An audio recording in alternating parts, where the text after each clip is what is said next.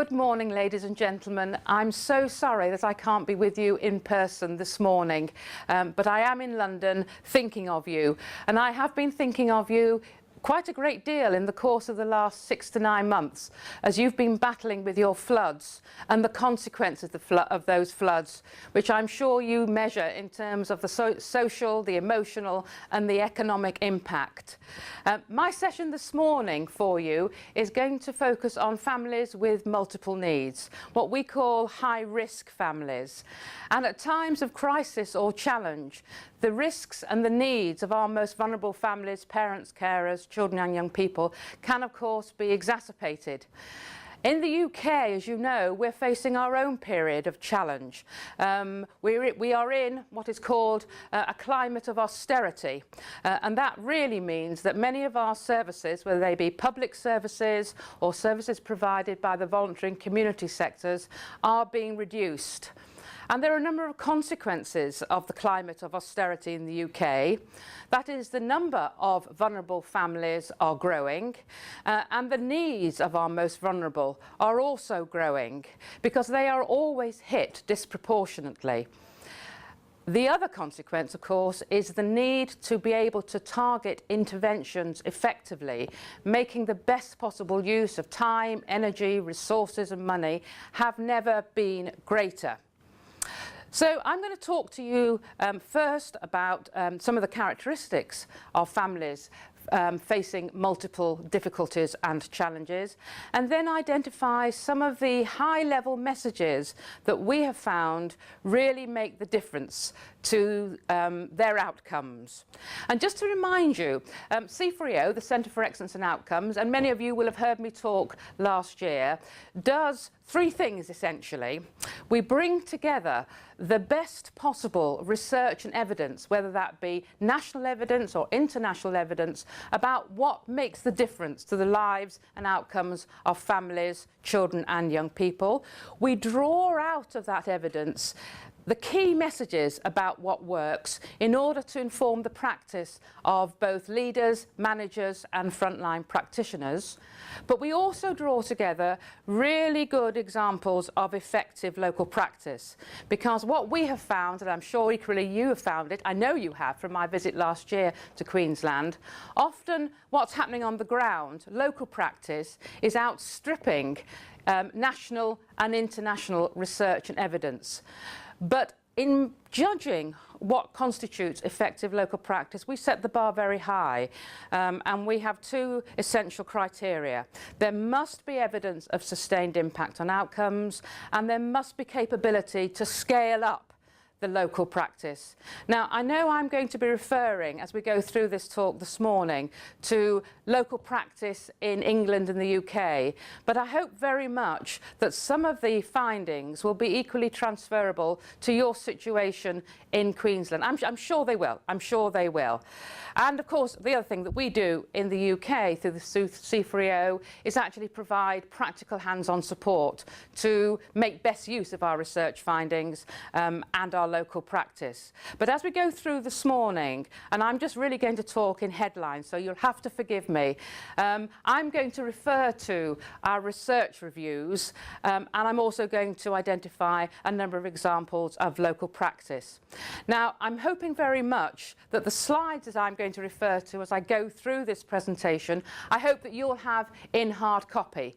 But I've been assured that as I go through this, we'll also be able to focus on the slides as well as on me delivering this presentation.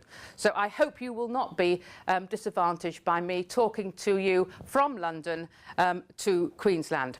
So, first of all, let's have a quick look about what we mean by high risk. What are the triggers of concern, and why is it important? Well, it's obviously important because families with multiple needs and difficulties, challenges, are likely to experience poorer outcomes. Poorer outcomes both as children, young people, but also as adults. And we cannot afford to have an increasing number of children, young people or adults not able to participate fully in society or contribute to our economic well-being. So the cost to individuals is too high, but the cost to families, communities and the nation is also too high.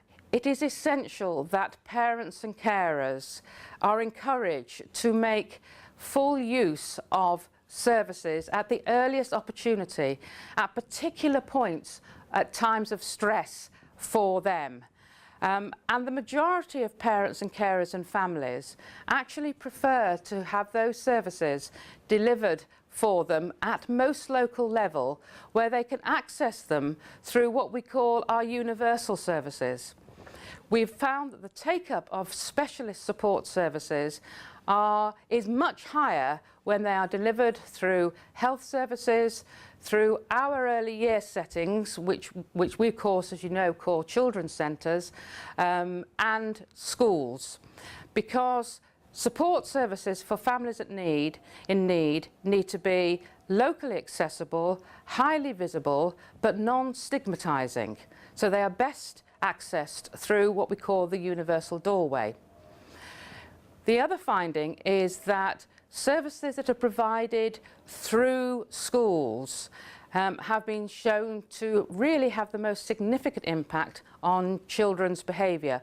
Not just school-based services, but services provided by through health, youth offending services, and also specialist services such as domestic violence. Nearly all children self-evidently go to schools, but also parents and carers obviously are regular visitors. And services that are wrapped around schools and provided through them, again, visible, accessible, have shown to demonstrate long-term impact. And of course, as you, I'm sure, will all know in any case, the most effective services are multi-agency services, where services are working together in a coordinated way, wrapped around the needs of a whole family, where health services, school-based services, early years services, and the specialist services work together, sharing information, assessing need collectively with the child and family right at their heart, and then determining a joint plan for action, again with the family at their heart. Because families with multiple problems, multiple needs, those needs cannot be addressed by one institution or one service working in isolation or alone.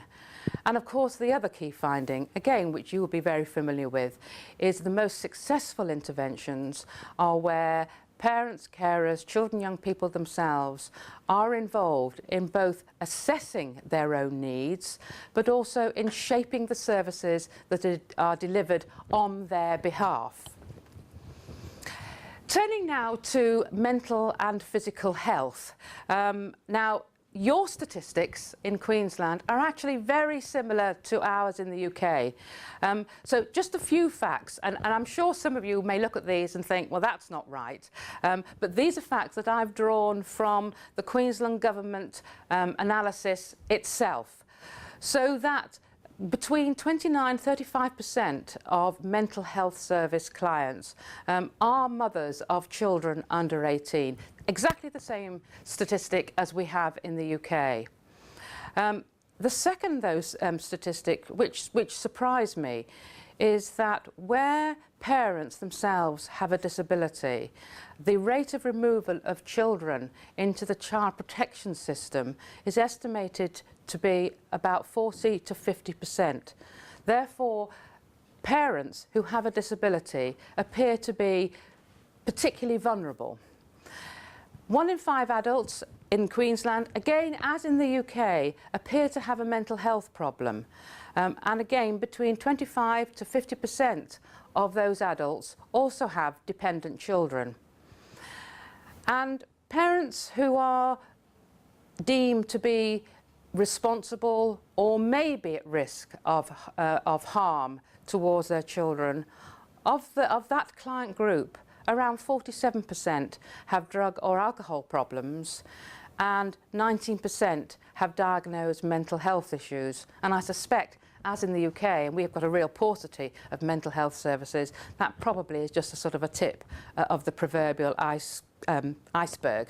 So, addressing physical and mental health issues is obviously very important. So again, some headlines. What have we found? No surprises. Again, the separation of children's services from adult services can mean that addressing parents' mental health issues is a challenge. And again, all the findings are when services work together in a holistic way, where children's services and adult services work together with the family at the heart, then physical and mental health issues can be better addressed. A significant issue in the UK is that for many specialist services, the threshold to accessing specialist support services can be very high. And therefore the findings are that we have to be able to provide services at local level, at low cost, that are much more immediately available without problems becoming so considerable that there is an automatic referral to a specialist service. So providing services at a lower level in the community where parents feel that they have the confidence to access those services, then that can offset the need to refer to highly specialist services, and those barriers can be removed. Actually, interestingly, one of the findings in terms of persuading parents and carers who have mental and physical health issues is the use of peer volunteers, those members of the community who are trusted and who themselves might have experienced difficulties at some point in their life, particularly with mental health issues, where services can make best use of those peer volunteers to help reach out to parents who may be feeling vulnerable or at risk, working with them in their homes or at most local level. It's that approach that can really overcome the threshold issue and the stigmatisation and the barriers to accessing services that families need. So better that we have locally based services than forced referrals to really high cost, highly specialist services. And what parents and carers told us they needed more than anything in order to give them confidence to use the services that they may need was the attitude of the staff who work with them. They wanted staff who understood their needs, in whom they could have trust, who were approachable, who were respectful and not judgmental.